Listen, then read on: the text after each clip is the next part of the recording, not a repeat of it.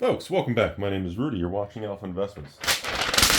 We got a lot of interesting video topics this week, so you'll have a lot more longer form conversations in between our box openings this week. But some of the conversations you can expect this week. This one's interesting today, and this one was kind of stimulated by some patron messages about trying to think about long term. Why is long term investing such a difficult concept? Why is it that humans meet popsicles and aliens? Why do we have a difficult time understanding the value of things and understanding investing long term? Why do we all have such, honestly, high failure rates of getting things wrong when it comes to prediction and assigning value long term? So that's today's conversation. I'm going to have another conversation coming up here about this whole. I've had a couple LGSs reach out, wanting me to do discussions about like the world of Pokemon and the whole players, investors, and collectors battling each other and everything. And I think that's going to make a good conversation coming up also. So that's going to be a video coming up in the next day or two. But today, I want to just focus on the concept of this mindset. We have some conversation. Usually I do sit-down conversations at different locations on these topics, but this was kind of a last-minute thing, and I really wanted to go into it. Essentially, just to summarize a couple kind of questions that were presented to me was just why and what and how can we make better long-term predictive kind of how can we make better predictions about the future, and why do most people kind of fail at predictions? That's essentially the question today. First, let's lay some framework for everybody. Okay, we all need to understand in this life, predicting the future value of things, predicting the outcome of things, is far more difficult than any of us really mentally can understand. Okay, so we're going to kind of a little philosophical tilt on this. Okay, but remember, we all have a set lifespan, and honestly, in the grand scheme of literally human civilization, Earth, the universe, and all this dramatic cliche stuff, we have very short lifespans. We've talked about this in some videos in the past, okay? And honestly, assume we live a healthy life and we don't hit a black swan event with something terrible happening to us, like a health issue or a cancer thing or just a tragic car accident, all these terrible things in life, right? Assuming we are kind of in the normal bell curve, and let's say we live a normal, healthy life to 70s and 80s, okay? And then we start declining in health and we pass away in our 90s. Let's just have a very bleak, blunt conversation, okay? That essentially gives the normal human from your 20s to probably about your 60s, you get a good block of about 40 years of adult life. Now, historically, most of us in our 20s are still not fully developed. We're still pretty young and stupid. At least I was. I don't know about you guys. I was pretty stupid. I'm just less stupid now. I mean, come on. Who invests anyways, you get the idea. So you really have a 30-year prime window. We can call it 40 years. Some of you all start earlier and you'll work later. You have a 30 to 40-year window, okay? The first 20 years of your life, we're too young, we're learning, you really can't count that. The last 10, 15 years of your life, same thing. And this is based on the assumptions of no black swan events and no dramatic, terrible things happening. A normal bell curve life. So that's really not a lot of time. Okay? And we talk about this on this channel when it comes to like Magic or collector boxes or Pokemon or a new card game, whether it's Flesh and Blood and Sorcery or the new One Piece or Disney Lorcana, all these brands in there, or Star Wars Unlimited, compared to more established Yu-Gi-Oh, Weiss, Cardfight Vanguard. When you look at these card games, most established card games, like the big boys, the Magic, Pokemon, Yu-Gi-Oh, have been around, 20 plus years, okay? They're very established, powerful brands. They're not going anywhere. The difference of the future of these card games is just going to be how the company evolves, shifts, and kind of changes the card game. The IP in the card game is going to exist. We just don't know in what form it will exist. That's really the variable. The idea of Magic is going to die, Pokemon is going to die, and even some of these other card games that are now, Flesh and Blood, 5 years now. When these things hit a point, there's no longer conversations of if they're going to make it. That's Timmy mindset. The reality is, what form will they make it in the future? That's the real conversation that you really need to have. So when you think about that, we try to make predictions about investing. We try to have retirement accounts. In the United States, we all have mutual funds, 401ks, Roth IRAs. We try to put our annual max contributions into the S&P 500, and we try to predict the future, time the market, all these very cliche terms. But the reality is, the concept of predicting things, predictability, the success rate, is far worse, far more challenging than we really want to admit it. The human brain, for most humans, there's always exceptions and geniuses and crazy people. I'm not that smart.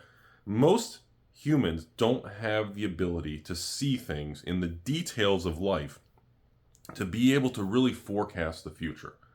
Okay? And that makes these conversations very complicated and difficult. Because if you think about this, to try to understand where the S&P 500 and the Dow Jones are going to be in a year from now, on the surface, it doesn't seem that complicated, but the more you try to really crunch the numbers and polish your prediction, the more you realize that it can't be polished, and the more you realize that, well, nobody fucking knows if it's going to go up, down, sideways, trolley bird circles, or just bang your ex. Nobody really knows what's going to happen, okay? And the card world is the same as that. Not really better, not really worse. We don't know, okay? And to layer on top of that, in reality, when you start going past a day, a week, a month, and a year, and we start talking 5-year blocks, 10-year decades, 100-year blocks, 50, when the more you stretch that line, it doesn't get slightly more difficult. It doesn't get more difficult. It gets exponentially, parabolically impossible to predict, okay? That is one of the most interesting things about the future. And there's a couple of things that I've spent a lot of time analyzing. For example, there's an inverse relationship between the S&P 500, the stock market long term, and collectibles long term. This was always one of the most fascinating things I used to spend a lot of time thinking about in my early days. This is going to blow your mind. It's like a yin-yang thing. In the short term, the stock market is impossible to predict. That's why people who trade options trying to make it big, I just chuckle. You know, in the long term, the S&P 500 actually becomes slightly more predictable because the short-term noise is very blurry on Wall Street. The long-term direction, stonks go up, is a little bit more predictable. Now, when you go to the CCG card world, it's completely inverted. In the short term, CCGs, Magic, and Pokemon are actually very predictable.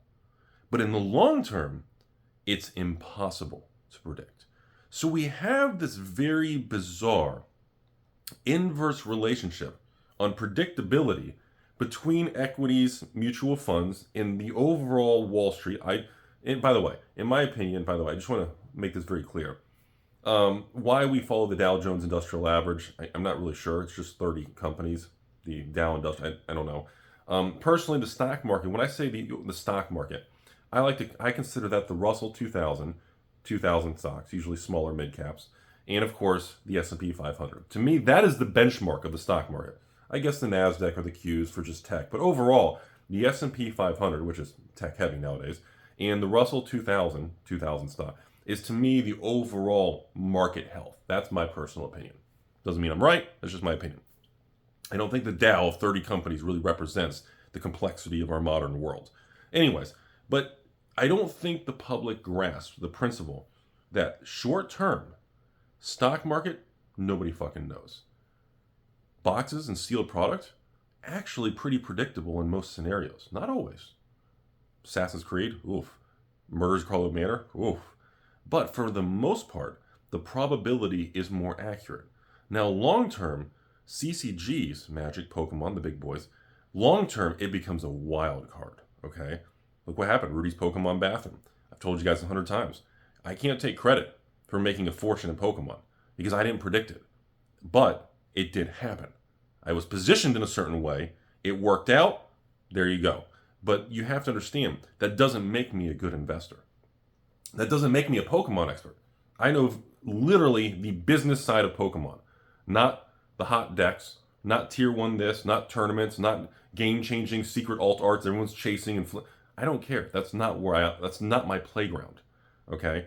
But that is one of the reasons my personal life revolves around stocks, the S&P 500, the Russell 2000, and of course collectibles. Because although the argument to the public is going to be, well, Rudy, we hit a major bear market recession and crash. Collectibles crash. The S&P 500 tanks 30% like it did in 2022, 2023 bear market. Your collectibles are going to crash. And they did. They correlated.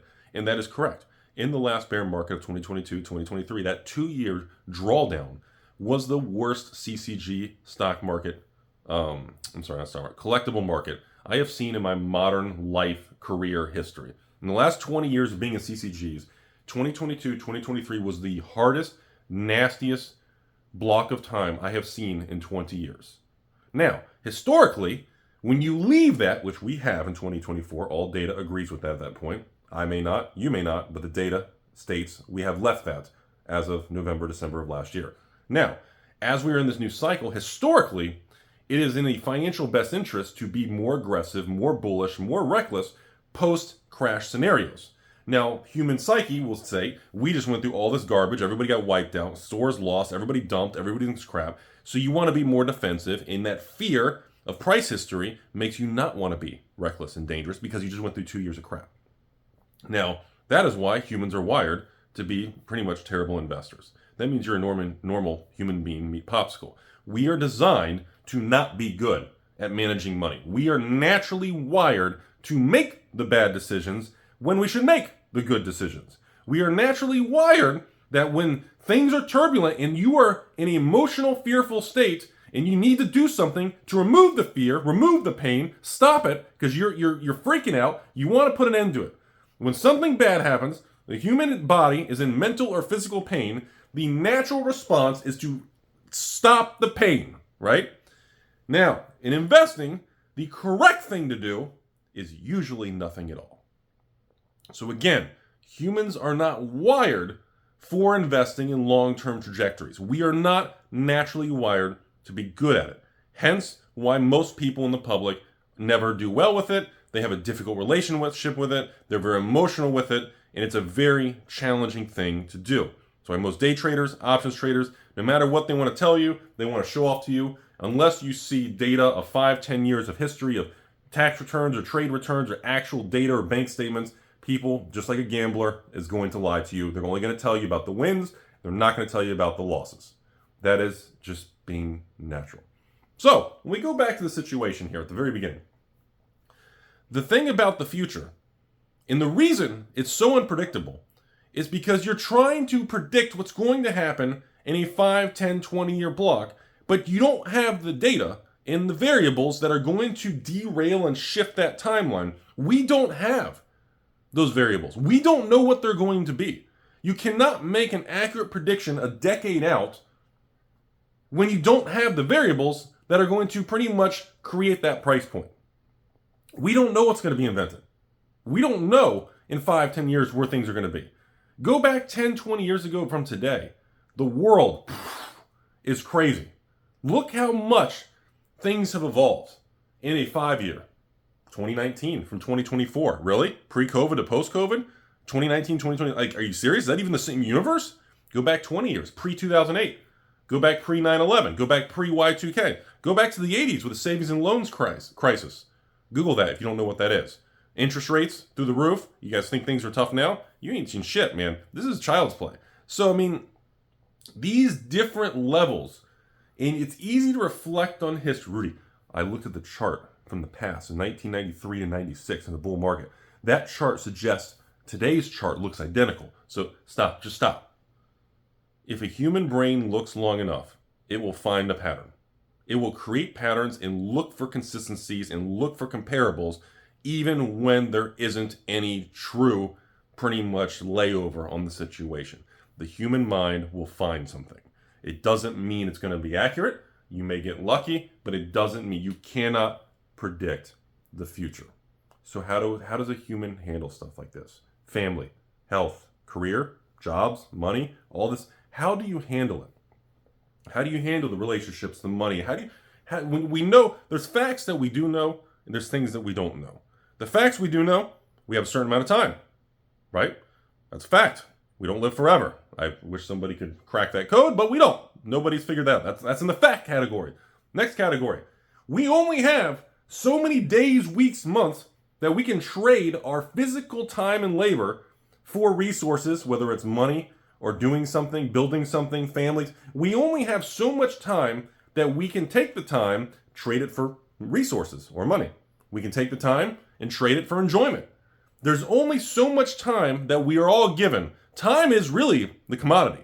And we trade that commodity. When you all go to work for a company and you do just enough work to not get fired, you are going there to give them your time to perform an action, supposed to, unless you're in an office space and coming into the side door, anyways. And they pretty much give you compensation as a resource for the exchange of your time.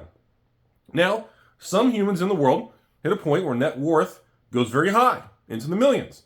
And they no longer are trading their time for resources. All of a sudden, they are in a different layer, a different ball game, where pretty much their time becomes worth more than doing certain tasks.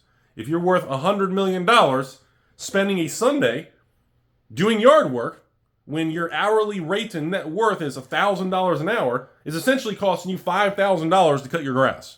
It is in your best interest to pretty much pay someone $50 to do all your yard work, because you will essentially lose money by trading your valuable resource, which is time, to do something. Now, again, doesn't mean you won't enjoy it. You should do it for personal satisfaction. That's a different conversation. But on a raw, non-emotional, non-fulfilling, pretty much on a strictly raw,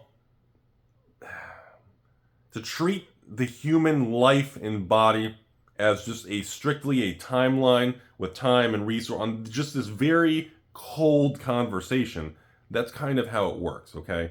So what I'm getting at, now with all this ramblings being said, the point of all this is that all we can do is make choices based on the information we have in the moment to help increase the odds of success in the future. That phrase right there, I'm going to say it one more time. The only thing we can do is make good choices that help increase the odds of a future successful, happier life. I didn't say making good choices will make you happy. I didn't say having millions of dollars will make you happy.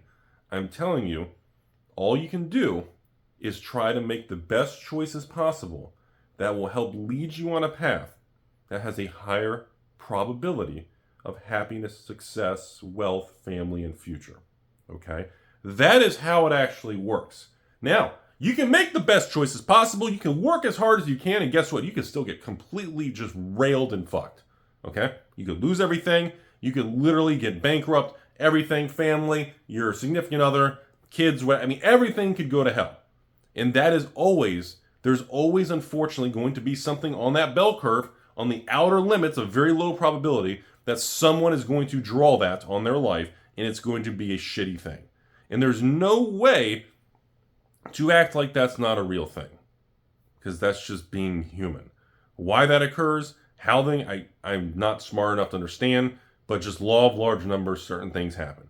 Now, all we can do is try to make the best choices with the information. Notice I keep saying with the information we have in the moment. Because the reason I say that is because, like I give the examples, I can give all kinds of stock market examples. You could have bought at the high of 2007, put your life savings of $1 million in 2007, rode the entire stock market to the crash, and if you had just held on, done nothing, you would still look like a hero. We talked about that in other videos. You could have literally bought most sealed product of Pokemon or Magic in the 90s and early 2000s and kept it in 2020, 2024, all the way to today. You would have looked smart and made a lot of net worth increase on paper, okay? So there are certain kind of things that long term do kind of work out. Now, I can take those exact scenarios. I don't know if the public realizes how many companies go public on Wall Street and how many stocks eventually just fail and go to zero. Like, companies go public and have IPOs every year. or SPACs and do IPO in a weird way. But the point is, companies and stocks are issued all the time.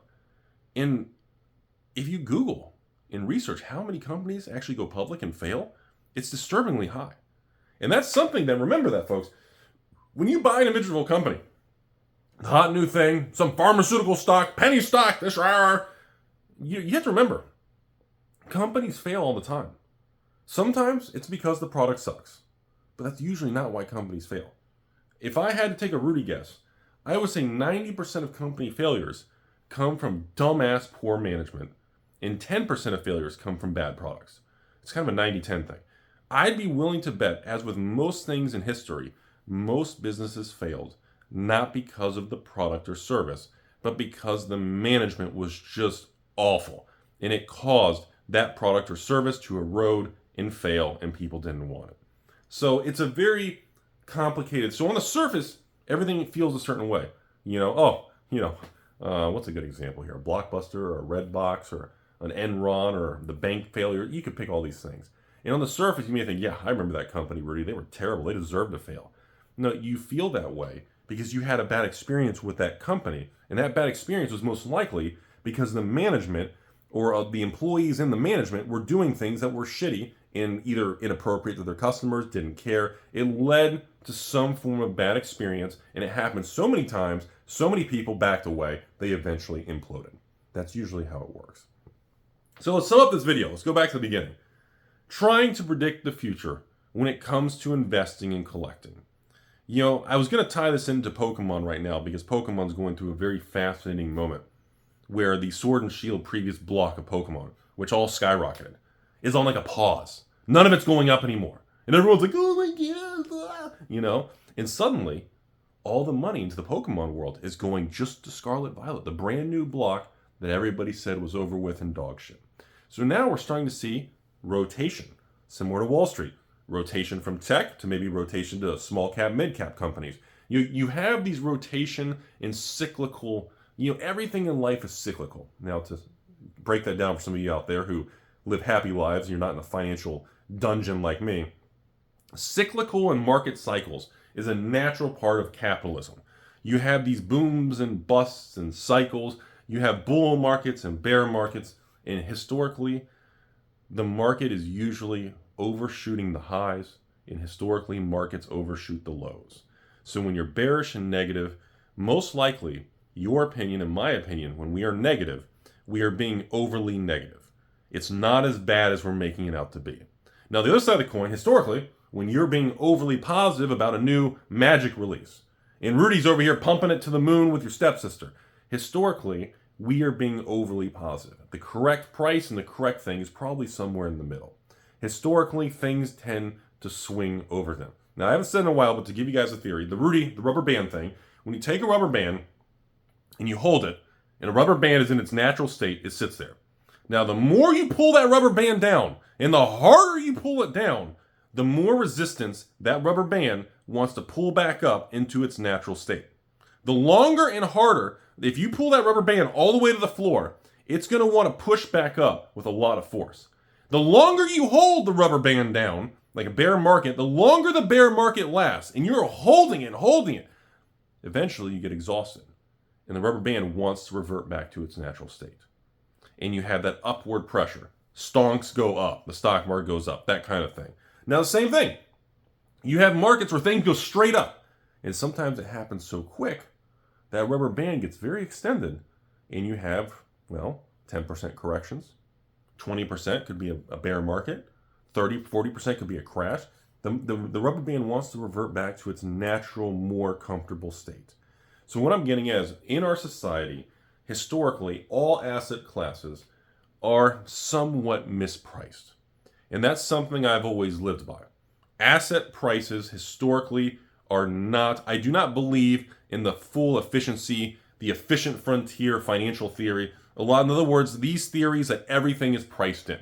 It's kind of a meme, and sometimes it is, but overall, I don't always believe in that concept because I've been around, I'm an old fogey now, going 40 years old soon, and I've been in the card world long enough to know that I've seen so many products in the last 20 years that are mispriced,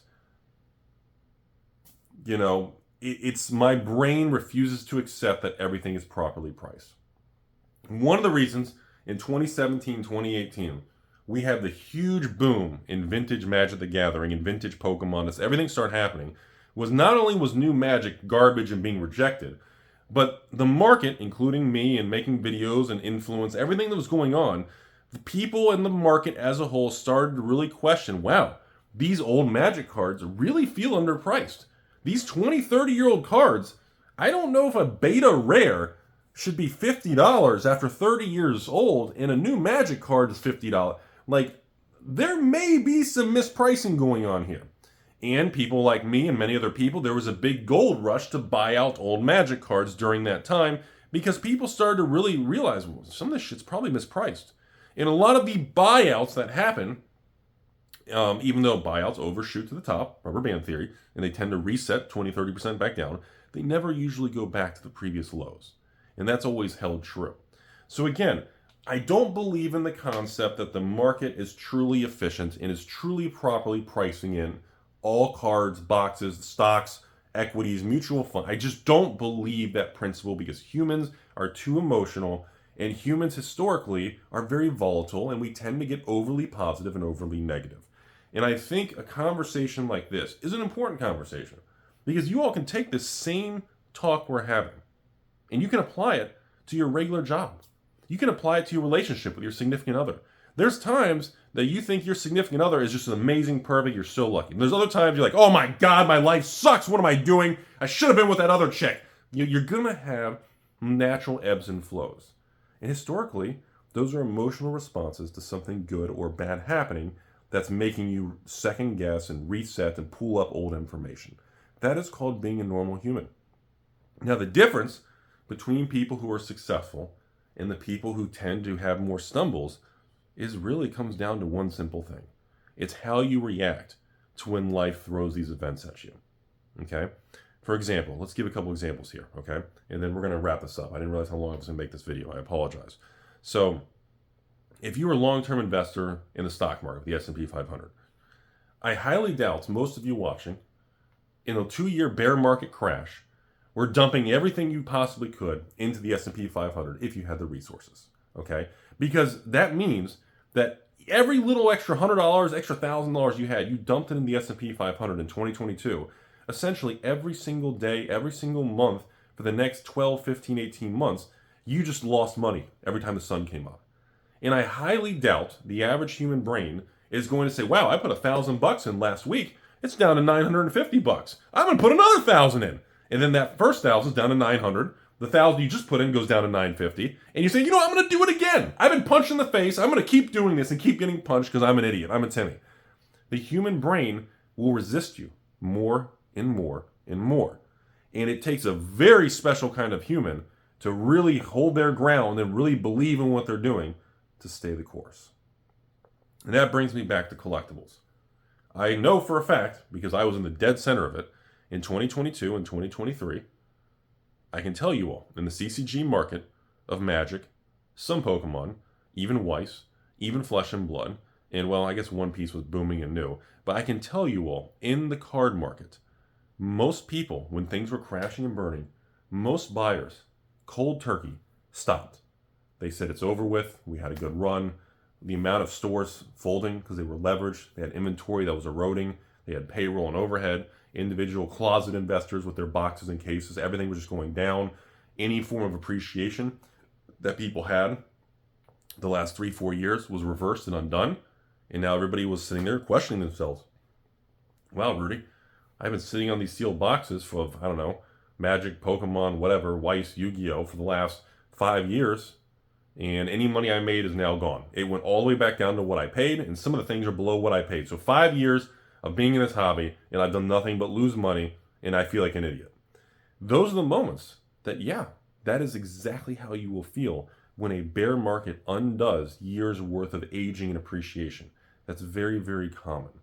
Now, the correct thing to do, just like on Wall Street, just like in all asset classes, Bitcoin, real estate, collectibles, and of course, the S&P 500, is when you have drawdowns, the recovery is usually a lot faster than the previous appreciation of the prices. And well, the only reason I felt that confident, and I was just buying a ton of sealed product, new stuff, old stuff, everything, in that 2-year bear market, is because I've done this long enough to know, I've played this game of Monopoly long enough, and I didn't know it was going to come back and how quick it would come back this year. I didn't predict that. But I knew the probability, based on the information I had in the moment, gave me a high probable odds that this was the correct thing to do, even though it felt like shit to buy failed LGS's inventory, collector box and things that are being dumped on Amazon. It was a very difficult thing, but I had to believe, and I had to go back to the fundamental of, in the long run, what is most likely going to happen. And, and I used the information I had in the moment based on historical life experiences, and I made a decision on that. Now we're in 2024. Oh no, the stock market last week, Rudy, it was a bad week. Oh gee, wow, terrible. It's gone straight up for like a year. We had a couple down days. People forget and people get weak. And that's an interesting life lesson to learn. So I hope you guys learned something today. I hope that means something. I hope somebody out there, a conversation like this can help you with life, jobs, family, significant others, and just overall direction of life. Life's a beautiful thing. It's an amazing thing. The opportunities, the things we see, how culture and society is like this living, breathing organism. And it's something that if you don't focus on all the drama and the news headlines, don't get sucked down that toilet of shit. If you pay attention of the breakthroughs, the interesting things that happen, the amazing, just the humans and what we're capable of, you'll start to see more beauty in the world. And I think that's something that everybody could do a little bit better of. So thanks for watching. Remember, folks, no outside sponsors. This channel's pretty much brought to you guys by, you guys watching and the patrons that sometimes buy cards and things. Sometimes they just send me messages. And that's all I got. You all have a beautiful day out there.